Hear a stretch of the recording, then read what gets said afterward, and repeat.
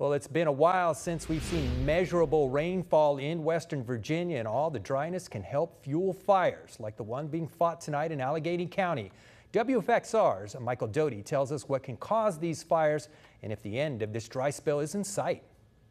Fall is in full swing, and while the leaves changing color can lead to beautiful landscapes, they are also the perfect fuel for devastating flames.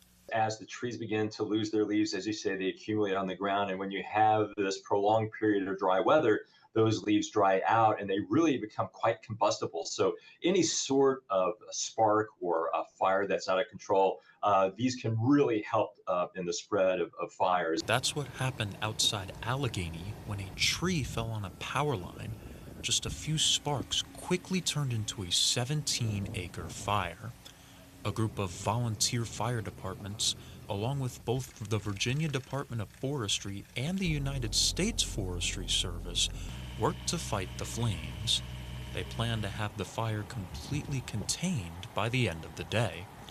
According to the National Weather Service, this is the longest dry spell in the area in more than 2 decades, and unfortunately, there is not an end in sight.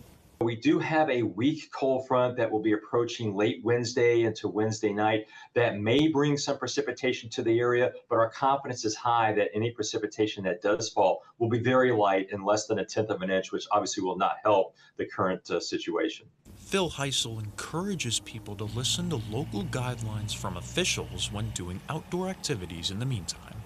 Reporting in Allegheny County, Michael Doty, WFXR News.